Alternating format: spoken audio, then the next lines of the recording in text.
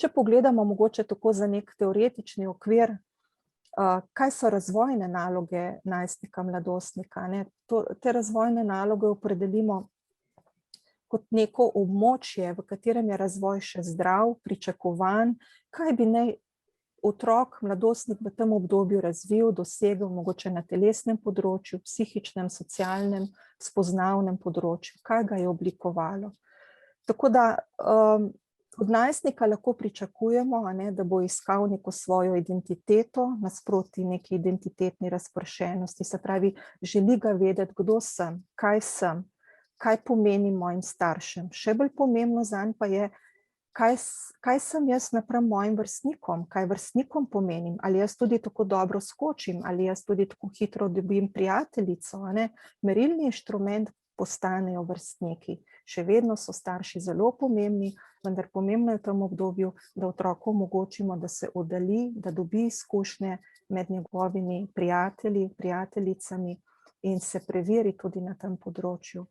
Potem mogoče pri nekoliko starejših, tam od 16 do 8 let, pa pričakujemo, da bojo razvili neko intimnost in tudi solidarnost, kar pomeni, da zna biti sam s seboj, da si pa tudi že izbira, torej sam vezi ali v nasprotnem spolu oziroma v nekih intimnejših zvezah.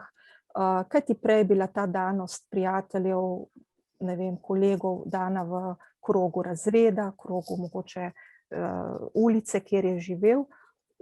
Za to obdobje zdaj je pa pomembno, da on sam izbira, s kom se bo družil, kaj se bo družil.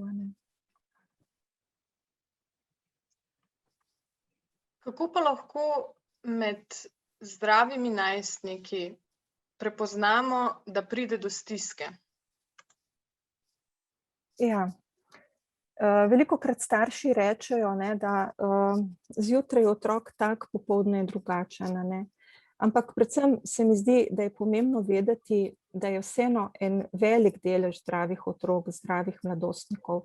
In lažje mogoče prepoznamo bolnega otroka, če prej poznamo, kak je zdrav otrok, ali če imamo primerjavo, kaki pa so zdravi otroci, da ne bi zdaj prestrašili ljudi, da bi vsak pri svojem otroku začeli iskati neke posebnosti, težave in podobno. Nek del težav, nek del stisk je razvojen in je pričakovan. Ampak mogoče zdrav najstnik izhaja v povprečju iz zdrave družine.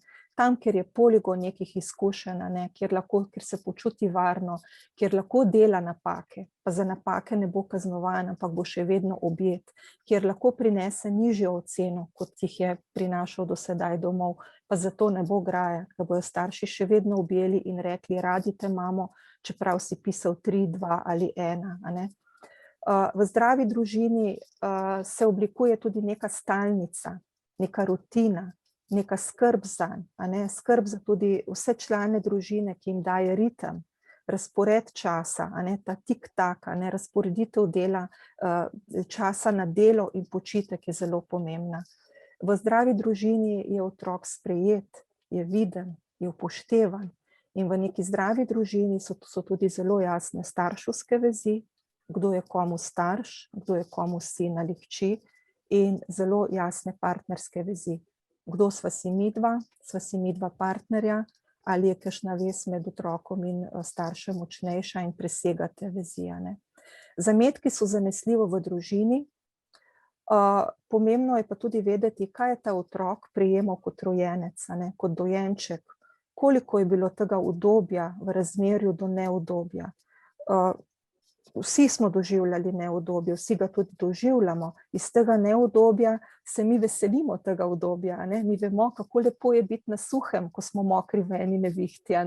Ampak pomemben je ta delež, da otrok, da rojenec, da predšolski otrok doživi več udobja kot neudobja. Se pravi, teh tik-tak utripov, sem sit, pride nekdo, me nahrani, sem hladen, pride nekdo, me ogreje, sem moker, zopet je mama, oče tisti, ki me da na suho in kolikokrat sem jaz, kljub temu, da sem jokav, pomirjen. Na osnovi tega gibanja bo otrok rojenec razvil neko zaupanje, neko prazaupanje do sveta, če bo delež teh pozitivnih stvari, se pravi, sem sit, sem topel, sem pomirjen, sem varjen, večji kot delež tistih negativnih ali neugodnih stvari.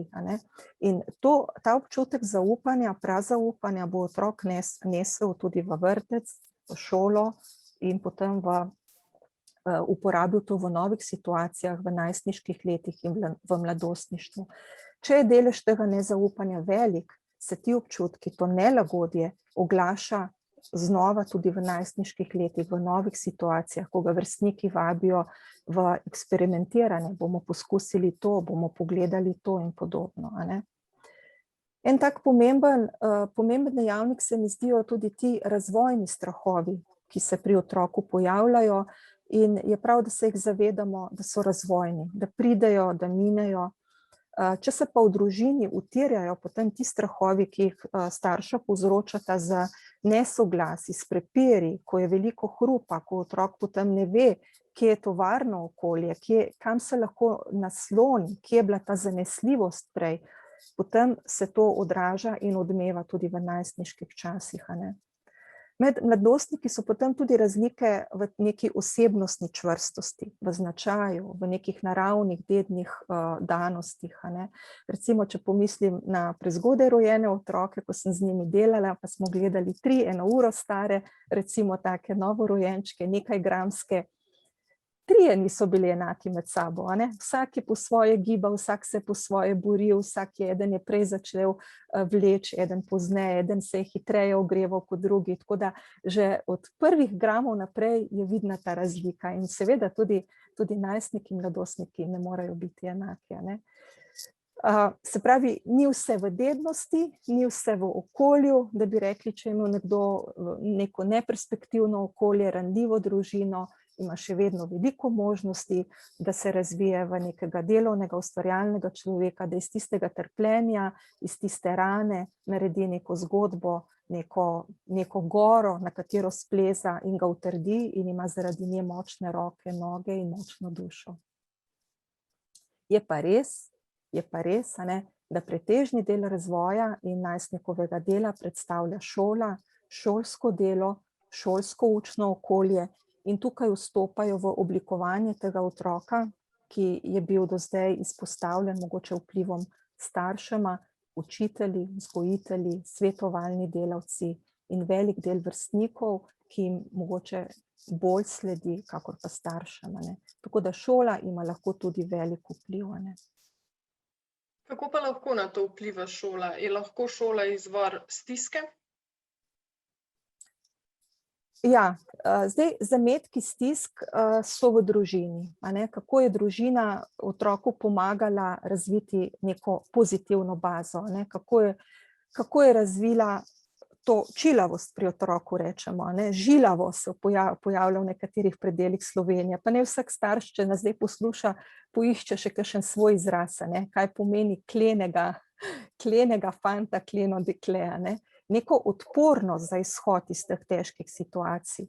Mi smo vsi pripravljeni za stres, naše telo je narejeno za to, da gremo v hrib, da se spotimo, da se ogrejemo, da nam srce hitreje bije, ampak pomembno je, kako zgodbo iz tega naredimo. Ali zdaj kot starši to dramatiziramo, klonemo, ali rečemo, lej, se potimo, zmoremo, pridemo na vrh, pojemo jabolko, pojemo kruh, noge bodo močne, poglej, kakšni razgledi bodo. Tako da, kakšen zgled, kakšno priložnost je imel otrok tudi pri starših opazovati, kako se soočata z nekimi težkimi situacijami, izzivi in kako izideta iz njih. Kar ne ima otrok priložnost videti, kako je staršema tudi težko, ali v zvezi s službo, ali v zvezi med njima, kako se s tem spopadeta, kako se tudi sporečeta med seboj, vendar naj tudi vidi, kako se spoštujeta v nekem konfliktu, kako se pobotata in kako zavzameta potem neko mirno stanje. Seveda je pa šola lahko izvor tudi stisk, kajti vemo, da če so obremenitve prevelike, da upogne vsakega zdravega posameznika, odvisno v katerem razvojnem obdobju je in odvisno tudi, kako močno razvojno je takrat otrok na svojih nogah. Razlika je samo v tem, da bo zdrav, naspan, spočit, sprejet, učljiv, delaven najstnik, hitreje in učinkoviteje ter z manj praskami izšel iz tega obremenilnega obdobja. Tako da ta izkušnja z epidemijo, Kristina, na katero ste verjetno zdaj mislili, in s šolo, s poukom nadaljavo v letu 2020, pa tudi v pretežnem delu leta 2021, je bila kar velik preizkus za otroke, za starše in tudi za učitelje.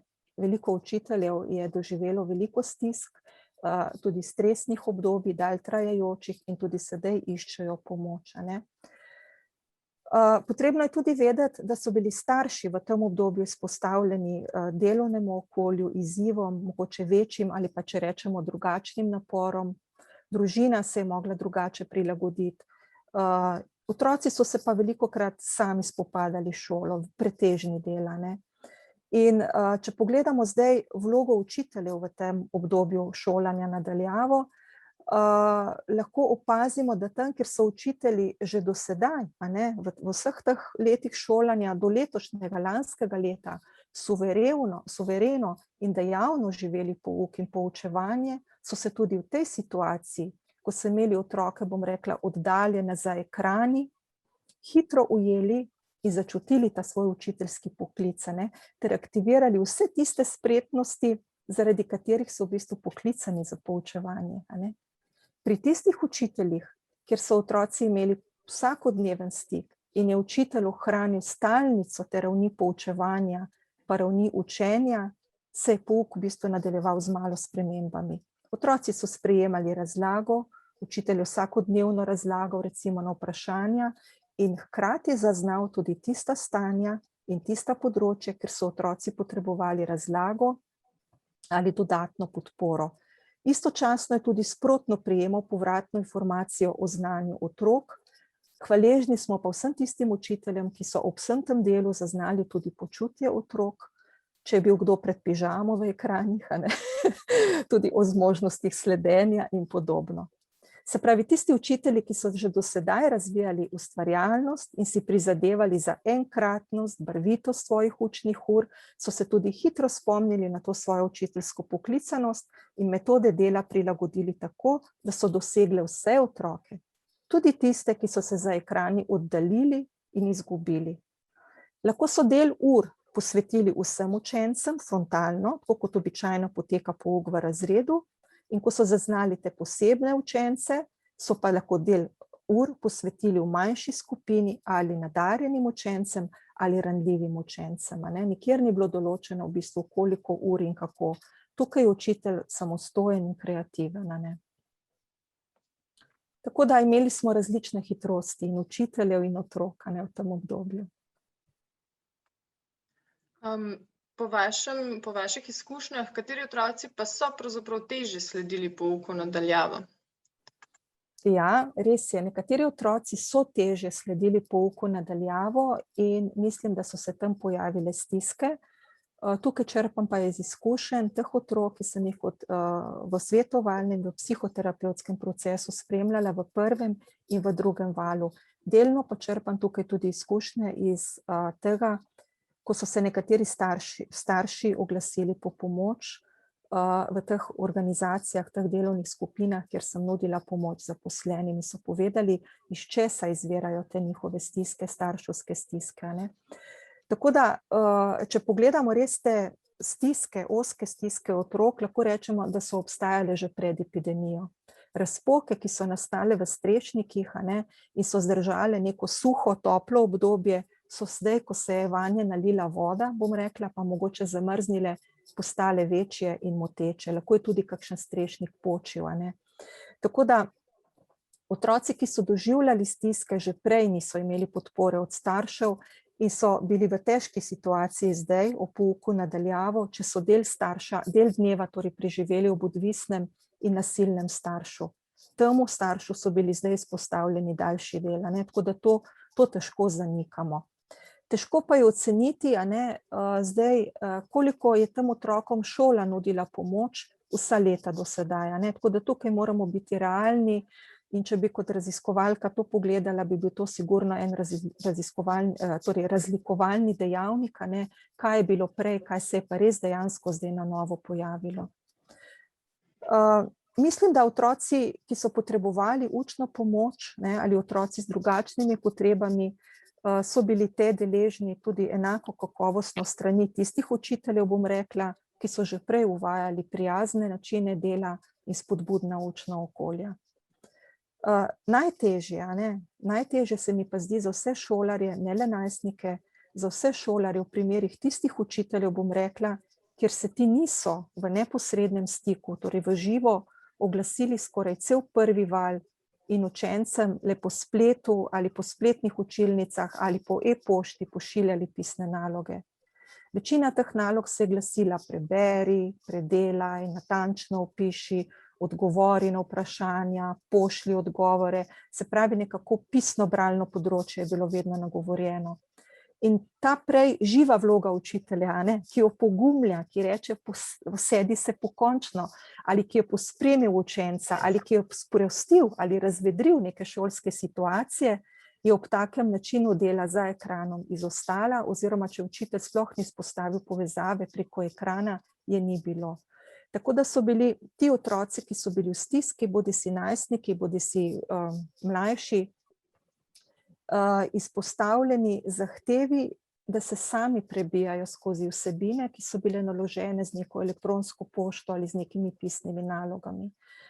In potrebno je upoštevati, da tisti otroci, ki jim tak način dela že do sedaj ni ležal, da jim je to vzelo več časa, da se je snov nabirala, da jo je bilo vedno več in je lahko tudi potopila učenca. En predmet je lahko obsegal toliko snovi, da učenec potem ni zmogel ostalih predmetov. Tako da pri nekaterih predmetih so otroci prešli v bistvu kar na fakultetni način dela. To, da si doma sam študiraš, se sam prebijaš skozi velike količine vsebin, zato pa lahko rečemo, da osnovno in srednje šolci vsi niso zreli, niso dorasli. Druga taka težava se mi zdi, da je nastala v primerih tistih učiteljev, ki so preko spletnih učilnic ali e-pošte za šolsko uro v obsegu 45 minut, kolikor standardno traja v Sloveniji, naložili preobsežno količino nalog. Imamo tudi ravnatelje, ki so potem, ko so starši povedali za to izkušnjo, skrajšali učne ure, ker so videli, da so otroci preobremenjeni, preizčrpani in podobno. Tako da tudi tukaj imamo učitelje, ki so se hitro odzvali na to izkušnjo. Te naloge so se recimo glasile za 45 minut. Preberi knjižno delo, odgovori na naslednje vprašanja, ki so bila navedena. Preberi berilo še v čitanki, odgovori še na ta vprašanja. Podrobno opiši karakter glavnih oseb. In vse to za eno šolsko uro učitelji sami vedo, da otroci ne zmorejo. Včasih se kdo kaj zasmeji, včasih kdo pade s stola, pa gre hitro 45 minut okrog. Tako da upoštevajoč, da je potrebno to snov potem še, ko se sam prebijaš skozi njo, še predelati, ponotraniti, razumeti in šele na to prikazati, obnoviti. Vzame veliko več časa kot 45 minut. In tisti šolarji, ki so zelo natančni, ki izpolnijo večino ali vse dane naloge, kar učitelj da, so se ob takem preobsežnem delu in načinu izčrpavali in doživljali stiske. Kdaj bom naredil, moram narediti, do 6, do 7 zvečer moramo dati nalogo, včasih je bil ta termin do 9, do polnoči. Tako da so se potem začeli odrekati prostemu času, razvedrilu, gibanju, tudi spanju. In če so v prvih tednih tega pouka nadaljavo še zmogli recimo opraviti vse dane zahteve, so se po nekaj tednih izčrpani, neprespani, nezadovoljni, jezili, žalostili, ker so bili prej navajeni opraviti vse naloge, sedaj pa ne. Sledili so minusi, ker učitelji so dali tudi za kriterij, kdor ne bo opravil naloge, bo dobil minus. Vendar se je potrebno vprašati, ali so bile te ocene res objektivne in ali so resnično izmerile njihovo dejansko stanje in vložen trud in čas. Veliko stisko in nezadovoljstvo so povzročile tudi tiste izkušnje staršev, otrok in učiteljev, ker so učitelji ohranjali iste učne strategije kot že do sedaj, a ne. To so frontalne oblike dela v razredu in kjer niso na nek ustvarjalen način uspeli povezati vsebin med predmeti, a ne, se pravi pri matematiki, pa pri spoznavanju okolja ali pa mogoče pri psihologiji, pa pri neki temi z biološkega področja, ne, in dodali neke življenjske, vsakdanje sklope nalog, ki bi jih učenci lahko izvedli v domačem okolju ali celo v naravi in bi s tem šli tudi ven, se razgibali in bi še vedno imeli občutek, da je to delo za šolo, ne. Tako da nekateri otroci so vzdržali ta tempo in take strategije, in se kljub enoličnemu in napornemu šolskemu delu torej znali temu prilagoditi. En delež otrok je pa tudi obupal, in ko niso zmogli več, so se oddaljili od ekranov, niso sledili več, so se samo priklopili, in se potem zopet priklopili na koncu in pozdravili učitelja ob koncu šolske ure, in tisti čas vmes imamo tudi izkušnjo, da so se potem veliko zadrževali na spletu in na drugih vsebinah, Tako da ob vrnitvi v šolo so bili potem učenci soočeni z dejstvom, da doma pridobljene ocene ne veljajo, ker jih mogoče nekateri res niso kredibilno pridobili, in bodo v šoli ponovno pisali teste, čimur je sledilo potem veliko število določenih terminov s po 3-4 testi in spraševanji na teden v obsegu 5-6 tednov, tako da mesec maj 2021 se je tako za najstnike spremenil v eno tako obsežno izpitno obdobje, lahko rečemo, ki ga poznajo študenti in ne 15-letni dijaki, kjer je potrebno snov razdeliti na manjše enote čez vse leto.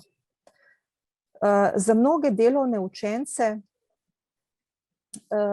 je v bistvu pomenilo to kar neko razočaranje, je pomenilo to neko degradacijo vsega tistega vloženega truda, ki so ga pač vlagali celo leto, se trudili in se pač res izčrpavali, In tudi mogoče realno pogledamo teh 5 številčnih ocen, ni realno zajelo vseh njihovih znanj, tega nočnega dela, večernega dela, pojdi ven, naberi liste, izmeri razdaljo, pojdi na izlet, Nekateri so se bolj potrudili in te razlike, ocena 4 pa ocena 5, tukaj vmes je lahko zelo velika razlika, veliko večja, kot je med oceno 3 pa med oceno 4, tako da te numerične ocene se zopet, kot že mnogokrat, to lahko tudi kot učiteljica, visokošolska učiteljica iz svojih izkušenj povem, niso izmerile tega, kar učenci lahko vložijo v delo, koliko truda, koliko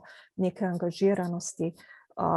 In učitelji zopet, ki so tukaj uporabili drugačne strategije, sprotno spremljanje stanj, ne samo ocenjevanje, sprotno preverjanje, ki so znali poiskati tudi tisti vložen trud, ki se ga lahko nagradi, so veliko bolj zadovoljni zdaj v tem obdobju, niso toliko tudi sami ujeti v to, kdaj bomo pisali vse teste, ali so te ocene enake kot lani in predlani in podobno. Tako da, če povzamem, nekateri torej učenci, najstniki so razočarani in pri nekaterih so stiske in ta zaključek večje in so povzeli, čeprav sem se trudil, vidim zdaj, da se mi splačalo. Tako da ta občutja, da bi zdaj bilo že šolsko leto zaključeno in bi bili nagrajeni, glej, si se učil, si delal, si bil prisoten na vseh urah, tudi ko si bil recimo, pozitiven ali si bil prehlajen, si pa v pižami sedel za ekranom, ta občutja, da si bil uspešen, da smo bili vsi uspešni, bi sedaj dajala otrokom veter v jadra in bi do konca leta zdržali in bi zniževala, uspeh, pohvala učitelja, zniža stisko, zniža brezvoljnost, Tako pa mogoče tem otrokom to manjka in zdaj obupujejo, rečejo, ne da se mi več, ne zmorem več in je težko, Kar je bila posebnost in mislim, da so starši tudi na teh starševskih sestankih z učiteljem že povedali, je tudi to, da je najstnik, če kdo, potem je najstnik tisti, ki se rad druži, ki rad pleše, ki se rad giba, ki mora dobiti ta odgovor od svojih vrstnikov, kdo sem, kaj jim jaz pomenim, Tako da manjkali, zelo so manjkale te izkušnje pri gibanju, pri plesanju, na šolskih hodnikih, v jedilnici, kratki pogovori, kratke take izkušnje, ki otroka dvignejo in mu polepšajo dan, čeprav piše nek test z nižjo oceno. Tako da to je v veliki meri izostalo in to otroci so pogrešali, mislim, da vsi. Večina otrok je še vedno pri pouku uporabljala to enosmerno razlago vsebin, jaz govorim, vi poslušate. Le redki so bili tisti učitelji, ki so zopet uporabili ustvarjalnost in so učence tudi preko Zoomov, Teamsov povabili v dvojice, v sobe, da so mogoče vsaj malo nadoknadili te kapljice druženja, vrstniškega tega soočanja. Tako da druženje med mladimi je izostalo in mogoče, če bomo zdaj čez 2, čez 3 leta motrili to obdobje, bomo verjetno ugotavljali, da največjo žrtev so pa res prispevali prav mladostniki, ki so bili v tem obdobju mladi, in ko prestopiš enkrat prah srednje šole, je to samo enkrat, in ko izbiraš maturantsko obleko, je to res samo enkrat.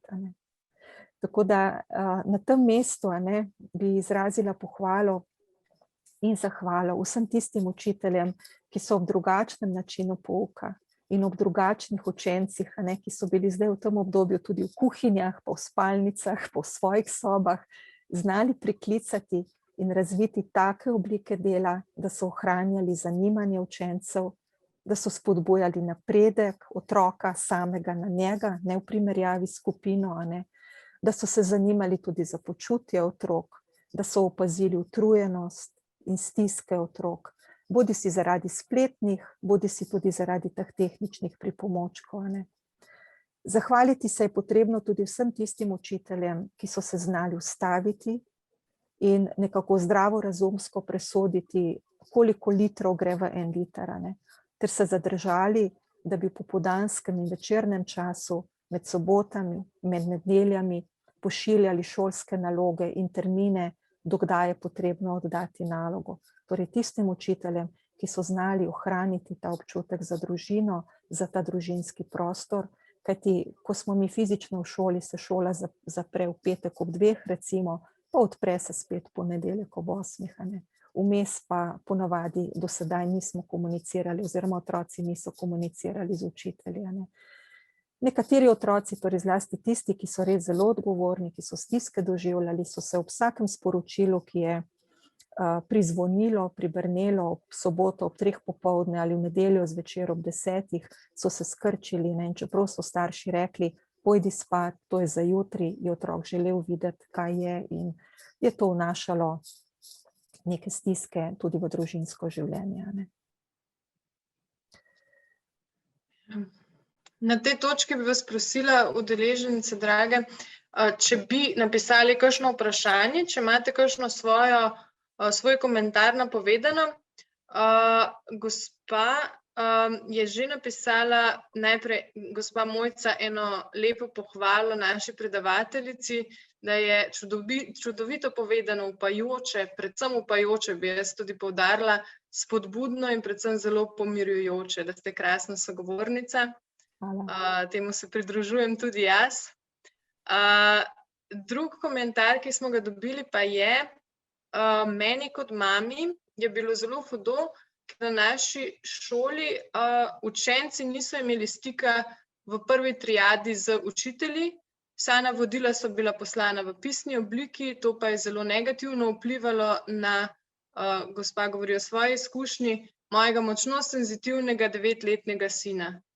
Sva rabila kar nekaj mesecev, da sva to njegovo stisko skozi pogovore zmanjšala.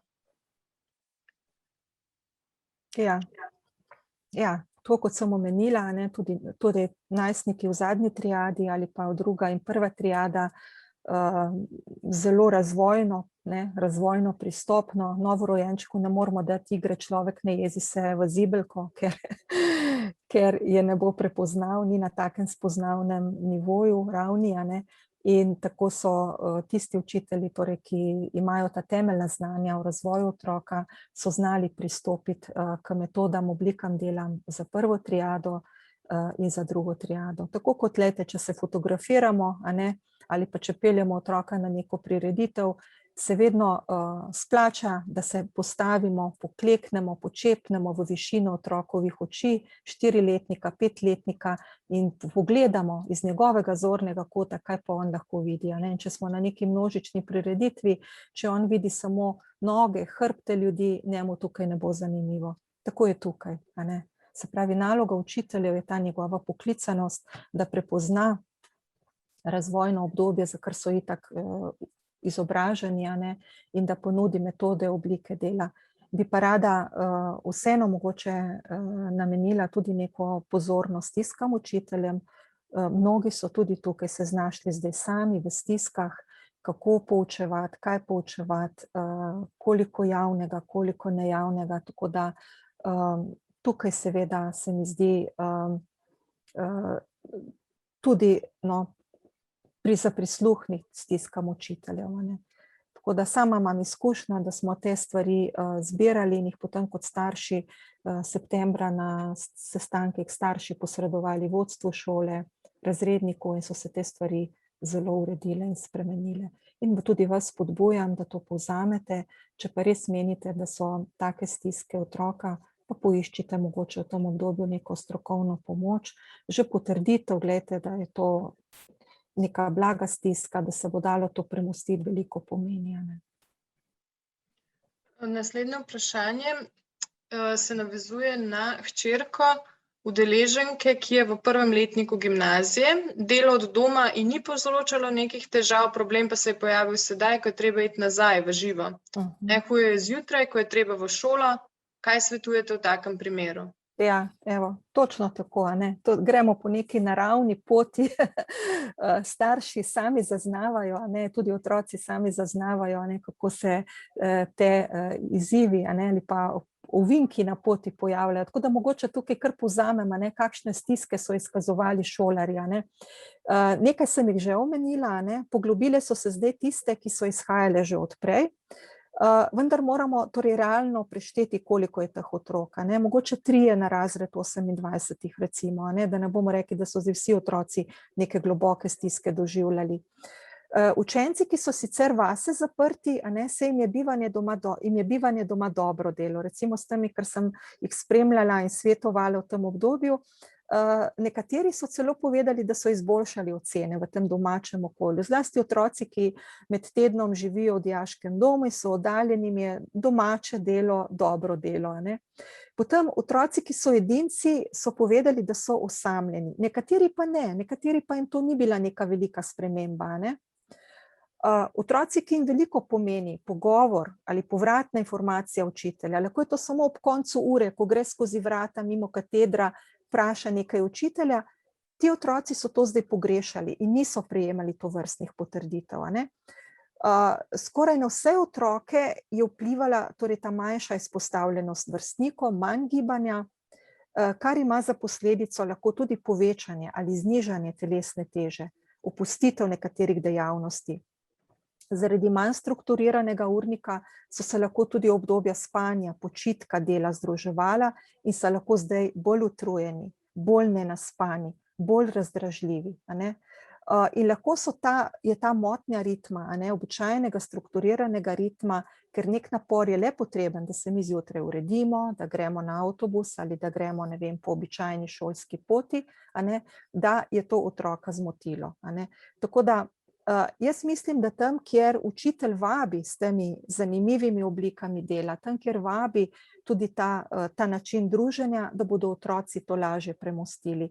In pomaga, če otroke spodbudimo v to okolje, da je tako prav, da smo bili zdaj doma, da smo pač se spoprijeli s to situacijo, zdaj pa je prav, da se vrnejo v šolo, da zopet začnemo delati, kot smo prej delali. Tako da, če bo otrok videl starša, ki ga tle opogumi, ki ga podpre, bo tudi on lažje to premostil.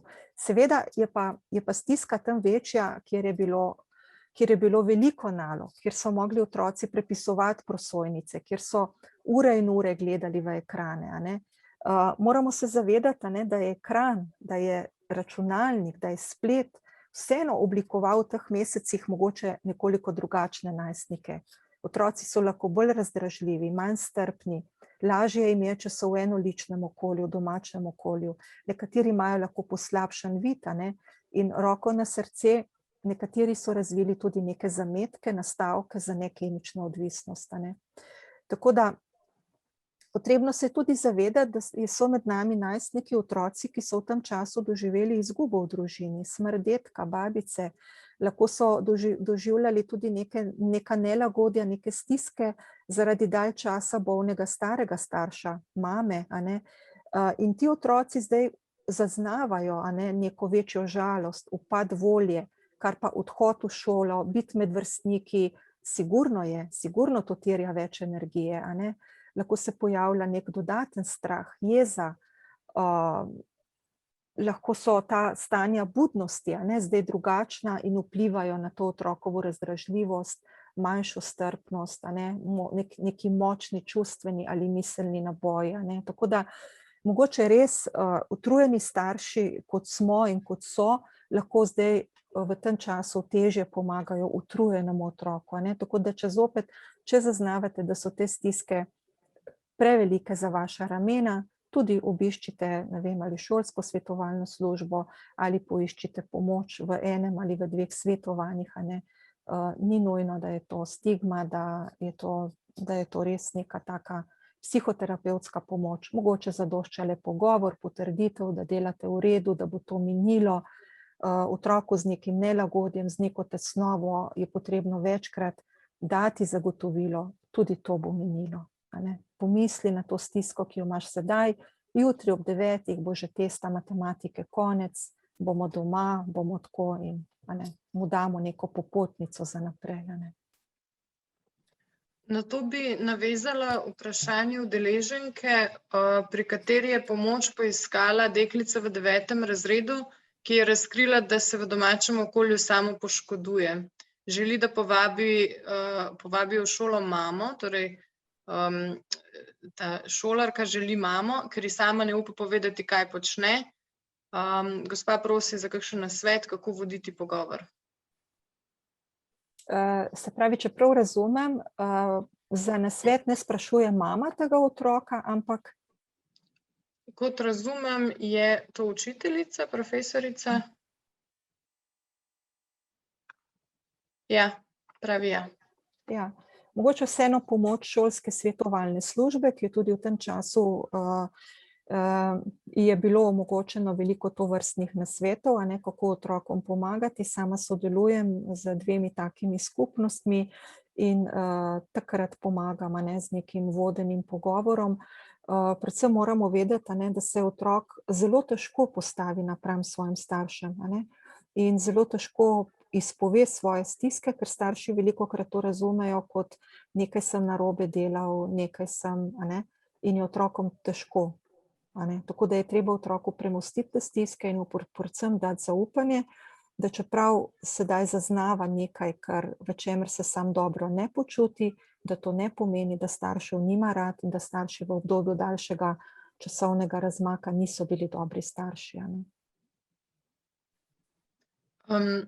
Še eno vprašanje glede duševnega zdravja. V času karantene se je v družini pojavila huda bolezen, posledično pri najstniku razvoj depresije. Kakšni so poleg medikamentozne terapije še učinkoviti načini zdravljenja depresije? Kako vplivati na to, da se ima najstnik rad takega, kot je pri 15 letih? Bi mogoče še vprašala, kako veste, da je depresija? Je to diagnozo postavil zdravnik ali... Čakamo na odgovor gospe Martine. Lahko tudi priklopite mikrofon, če želite. Ali pa mogoče, če odgovorim ta čas z nekim takim domačim podpornim okoljem za otroka, ki... doživlja depresijo ali stisko. Se pravi, otrok je veliko več kot je diagnoza. Velikokrat smo usmerjeni v to, kar napišejo zdravniki, psihiatri in podobno, ampak ohranimo to vlogo, da smo starši svojim otrokom in poglejmo, kaj je še poleg tega ob otroku, kar mu pomaga živeti najstništvo, kar mu pomaga živeti življenje. Tako da starši lahko veliko prispevajo k temu, tudi ko je otrok res globoko depresiven. Najbolj, torej, od svojega otroka najbolj poznajo starši. Veliko manj zdravniki, ki ga vidijo par minut, veliko manj terapevti, mogoče malo bolj kot zdravniki, ampak starši lahko sedaj otrokom priskočijo na pomoč, tako da so z njimi. Največ, kar lahko damo svojemu otroku, je to, da jim damo svoj čas in samega sebe. Včasih rečejo kakšni starši, tako ko pridejo na svetovanje, ja, pa sem v službi, ne morem vzeti dopusta. Poskusite ga vzeti. Poskusite pretehtati, kaj je več vredno, vaš otrok in njegovo celo življenje, ko bo iz tega stanja moral še iziti, imeti otroke, roditi, doživel kakšno poporodno depresijo ali en dan vašega dopusta.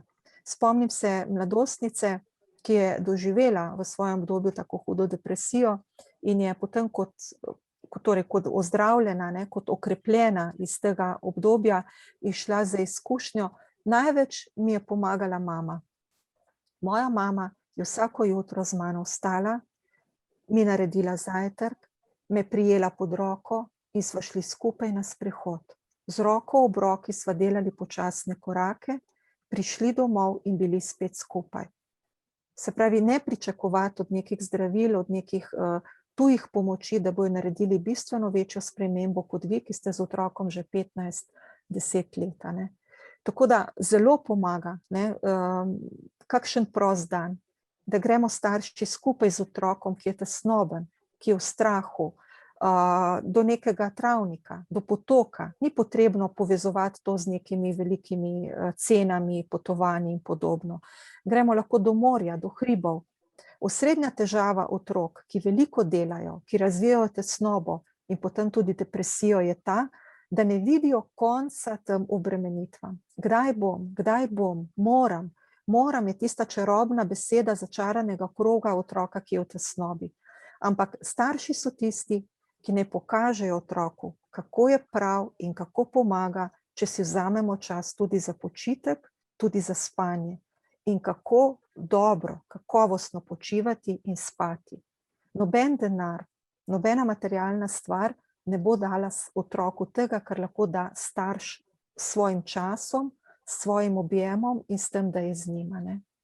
Tako da spodbudila bi tudi po drugi strani, da ne bomo samo na tej relaciji otrok, starši, otrok, terapevti delali premikov, po drugi strani se bodo pa stopnjevale obremenitve strani šole ali klubov športnih in podobno.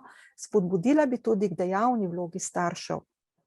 To, kar smo zdaj opazili, pri otrocih ali pa v razredu, pri skupini otrok, naj opozorijo, naj starši dajajo pobude na srečanjih z učitelji, z ravnatelji, o preveliki količini snovi, o preveč podatkovnega znanja, o ocenah in testih, ki zajemajo preveliko časovno obdobje.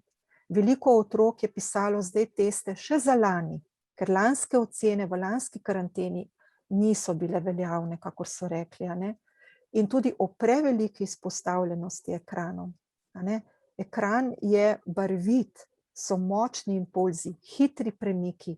In ko se otrok obrne v svet, ki je kuhinja, ki je njegova soba, ki je dvorišče pred hišo, so te barve zanj medle, premalo dinamične in je to lahko zanj depresivno. Tako da spodbudila bi tudi, naj o teh stiskam povedo nazaj učiteljem, naj povedo tudi otrokovemu zdravniku, da bojo zdravniki preko svojih združenj lahko tudi dobili informacijo, da se ta krog sklene. Kar sem sama opazila, boste sami starši tudi povedali, mogoče kakšne so vaše izkušnje. Ponekod so v lanskem, pa tudi v letošnjem letu zdravstveni domovi odpovedali sistematske preglede in tudi vsebine ur zdravstvene vzgoje, kjer so noter vključene te vsebine. Kako kakovostno preživljam prosti čas, kaj so znaki tesnobnosti, depresije in podobno. Tako da starše bi spodbudila, ne otroke kljub temu, da so te stvari izostale, le peljejo k izbranim zdravnikom, šolskim strokovnjakom in naj naslovijo tudi pobudo na šole, da te zdravstvene ocene opravijo. Da se vseeno naredi neka skupna ocena, koliko otrok pa je takih, ki pa so res, se jim je stanje zdaj poslabšalo, pa se jim mogoče ne bi, a ne. Naslednje vprašanje, oziroma 2 vprašanji bi povezala. Kaj menite, ali se bo tak način šolanja nadaljeval, če bi se jeseni pojavil naslednji val epidemije? Kaj lahko pri tem naredi stroka s področja duševnega zdravja, ki očitno zastopa drugačna stališča kot Ministrstvo za šolstvo, da bi torej preprečili stiske šolajočih se? Na to pa bi še navezala vprašanje, kaj lahko naredimo, da se pouk preko ekranov več sploh ne ponovi, ker bodo posledice na otrocih lahko dolgoročne. Ja, jaz mislim, da vseeno je velik delež na učitelju, ne, ker nosilec pouka na daljavo ali v razredu je učitelj, a ne. Mogoče so zdaj samo nekatere stvari postale bolj razvidne, to, kar prej nismo videli starši, kar se dogaja za šolskimi stenami, a ne. Tako da, glejte, mogoče ni vse tako tragično, mogoče ni vse samo negativno, mogoče je pa to res eno obdobje, iz katerega bomo vsi rastli in ta naša opažanja vključili, se pravi, in povedali, da mogoče pouk na daljavo ja, ampak mora biti dinamičen, z manj snovi, res prevetriti, kaj je potrebno, kaj ni potrebno, ali je res potrebno, da otrok že v osnovni, v srednji šoli pozna vse encime, vse, ne vem, v podrobnosti Krebsov cikel in podobno, a ne, ali lahko kaj izpustimo, a ne. Mogoče tudi se bomo zavedli, a ne, da so tudi prej otroci bili velik del dneva v nekih klubih športnih, preživljali vikende na nekih treningih in da je le družina primarna, s katero ne bi otrok preživljal čas, a ne, pa so mogoče nekako nevidno, so nam ti otroci spolzeli iz rok in so ti vikendi, ko so bili zdaj otroci doma, a ne v klubih postali veliko bolj vidni. Tako da kaj bo septembra, jaz težko rečem, a ne, kot zdravstveni delavec, a ne, imam to izkušnjo, da so virusi, bakterije zelo nepredvidljivi. Če enega onemogočiš, vznikne nov, tako da boj, veste, da zlasti v medicini se pojavljajo zelo hitro nove stvari in kaj bo tukaj, ne vemo, a ne. Mogoče pa lejte ena taka smernica, a ne, poskusimo kljub temu živeti. Poglejte, ljudje so preživeli vojno, preživeli so hude stiske in v tem času tudi delovali. Razviti neke nove sposobnosti, preživeti več časa z družino. Nenazadnje, lejte, najstništvo je čas, ko bodo z nami mogoče še 2-3 leta in bodo potem v nekih drugih okoljih, a ne. Težko rečem, kaj bo septembra, a ne, ampak sigurno stiske, ki so se pojavile ali ki so zdaj postale močnejše, vidnejše, razvidnejše, so za upoštevati in jih je potrebno vzeti v razvid. Bi pa res spodbudila mogoče k bolj dejavni vlogi staršev, a ne, ki je mogoče res spolzela iz rok v vsem tem tempu zadnjih let, otrok je dopoldne v šoli, najamejo neko prevozno službo, taksista, da otroka pelje še na interesne dejavnosti, otroka vidimo šele zvečer, a ne, koliko smo potem tam s tem našim otrokom, a ne. Tako da otrok je le naš, a ne, mi smo njegovi, velik del dela je družina in družina smo zato, ker smo skupaj tudi vikende, tako da mogoče, če bomo vsi se potrudili, prevzeli nazaj to družino, bodo otroci izražali manj stisk in mogoče tudi ne bo vsa teža potem na učiteljih, šolah, ministrstvih in podobno. Dobili smo tudi vprašanje, kako ste vi, gospa Klavdija, zmogli izregulirati pri sebi to težko obdobje dela s tolikim številom otrok v stiski. Odpirale so se namreč izjemno težke zgodbe, ki so sicer lahko kar delno nevidne, sedaj pa je splavalo na plano ogromno stisk, težav in tudi mogoče nasilnih zgodb. Ja, jaz sem se s tem soočala že prej, a ne.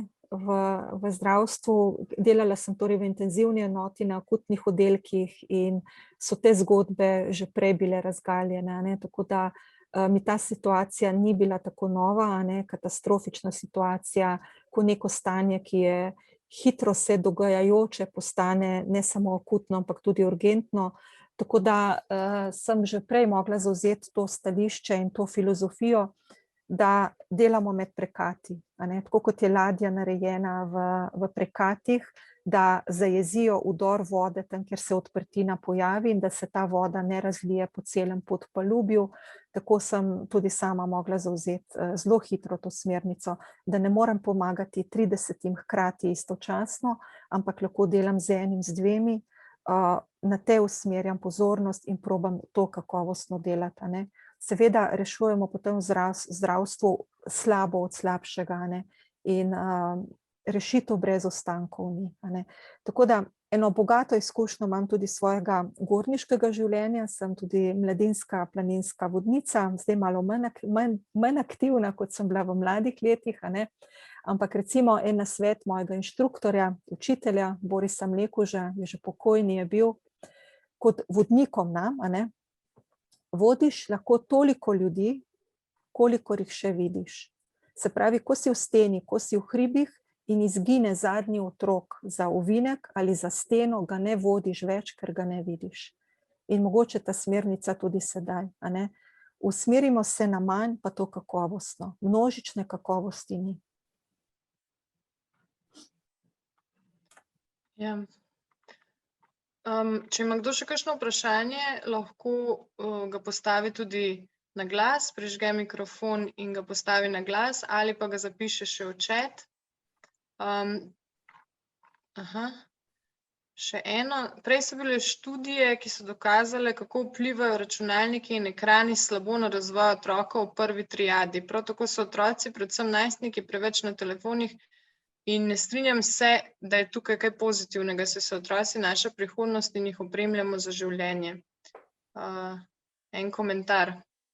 Ja, se strinjam, to sem tudi poskusila izpostaviti in mislim, da sem izpostavila, ne, da je ta živa vloga učitelja, ki razgiba učilnico, ki vidi otroke, ki vnese to dinamiko, ki ne meri otroke le po ocenah, še vedno zelo pomembna. In nikoli ne bo nadomestila računalnika, ne. Je pa potrebno zavzeti neko tako mejo, a ne, mogoče, če se sami sebe spomnimo v šolskih letih, a ne, kako bi si želeli videti, recimo, kako ptice letijo na jug in se zberejo nad Gibraltarjem in grejo v Afriko. Tega recimo ne moremo takole v učilnici uprizoriti, računalnik, nek filmček pa nam to lahko. Ampak z neko zdravo mejo, koliko še za otroka, koliko je pa potem žive slike, žive dejavnosti, igre, a ne.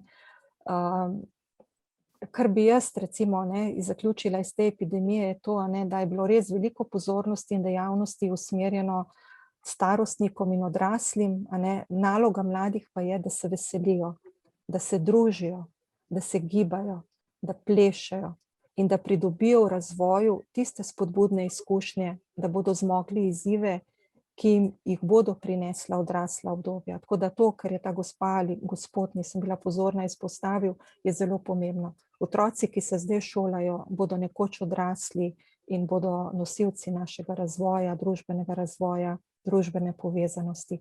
In to, kar zdaj v njih vanje vlagamo, to bomo želi vsi, a ne.